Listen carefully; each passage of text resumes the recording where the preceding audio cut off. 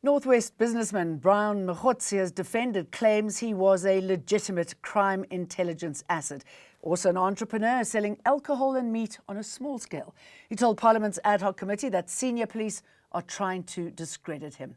Other stories today: fires disrupt Cape Town airport and burn in Langeberg Mountains. I'm a cancer patient. I've got to have water every day. Elderly residents join water protests in Westbury and bring out the matchsticks. Donald Trump promises a long State of the Union address. EWN, in touch, in tune, and independent. So this is what alleged ANC fixer Brian Mogotsi had to say about claims he was being set up and discredited. Mogotsi told the committee he is currently an entrepreneur selling alcohol and meat on a small scale, and that he was previously an intelligence informant and later an agent. Committee member Julius Malema pressed him for clarity. Why is Mr. Mogotsi calling himself an entrepreneur? I want to understand that, because it can't just be a concept loosely thrown around. Secondly, what is an informant? Under which department does an informant fall under? Mogotsi responded. And how does Lieutenant General Khumalo comes in? I'm saying that because he's the head, he's a divisional head of crime intelligence. It's amazing, it's surprising. Even one of the journalists asked me, how can a lieutenant general, a divisional commissioner does not know you, whereas you claim to be whatever? I'm saying he had to deal with Major General Lushaba to ensure that they discredit me. They even say they don't even know about me. That's where the fabrication comes from. Suspended Deputy National Police Commissioner Shadrach Sibiya says he used a subordinate to arrange meetings with figures linked to the so-called Big Five cartel because the officer knew them better. Sibiya told the Madlange Commission that Sergeant Fani Nkosi, attached to Gauteng organised crime, set up meetings between him and alleged tender kingpin Vusimuzi Katmatlala. Nkosi also arranged a meeting between Sibiya and the late taxi boss Jothan Mswazi Mtsibi, who was described as president of the Big Five cartel. Sibiya says he delegated the task because Nkosi had close ties to the men. I preferred talking to him about these people because he was close to, so it was easy for him to call them anytime and to arrange meetings. So that's how I prefer to work. He also defended inviting Matlala to his son's engagement party.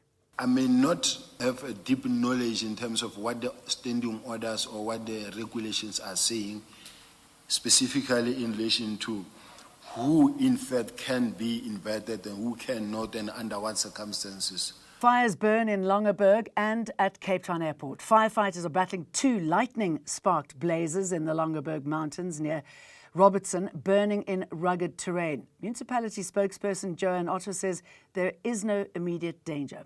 Due to the steep and rugged landscape, direct access to certain sections of the fire line remain extremely challenging and pose safety risks to the ground crews. At present, wind conditions remain calm and the fire is spreading at a very slow pace. And a separate fire at Cape Town International Airport caused delays at one of the terminals. An electrical fault is believed to be the cause, with passengers reporting parts of the airport were briefly left in the dark. Foot and mouth disease is spreading beyond KwaZulu-Natal, with growing cases in the Free State and now the Western Cape. 1 million vaccine doses have arrived from Argentina, with more on the way. Director General Muketsa Ramasori says illegal animal movement is fueling outbreaks. There is many dairy animals in that area, so we have to protect the dairies from getting the disease. We haven't really moved focus from KwaZulu-Natal, but we are including the Free State in terms of trying to arrest the disease in these two provinces. The Mpumalanga government has welcomed the arrest of 36 suspects linked to a 113 million rand school repairs tender. The Hawks say the work at 21 schools was unnecessary. The group returned to the Mbombela Magistrates Court for bail, facing charges of fraud, theft and money laundering. The prosecution is arguing that bail of 50,000 rand or more is appropriate. If anything, the fraud as well as the money laundering. The PFMA as well as the failing to report in terms of PRECA. The state has more than sufficient evidence against accused number one. President Cyril Ramaphosa has placed implementation of the National Health Insurance on hold pending a constitutional court ruling. Legal challenges question whether the public participation process was flawed. Presidency spokesperson Vincent Magwenya says preparatory work continues. The Department of Health will continue in its constitutional responsibility to strengthen the health system and improve the quality of care. The department has also indicated that preparatory work has been ongoing, such as the improvement of health services, before any sections of the NHI Act are ready for commencement. The undertaking by the President will not affect the timetable for the implementation of the NHI. Civil society groups have been protesting outside the Western Cape High Court against the planned auction of more than 50 public land parcels. The Good Hope Centre precinct is among those. Lawyers have filed an urgent application to halt the sale, but the city says it's unlocking dormant land for development. Definitely they will institute a legal action to make sure that this matter is properly, by all means necessary, is being prevented, that this land, the land disposition, is not happening during the time of democracy.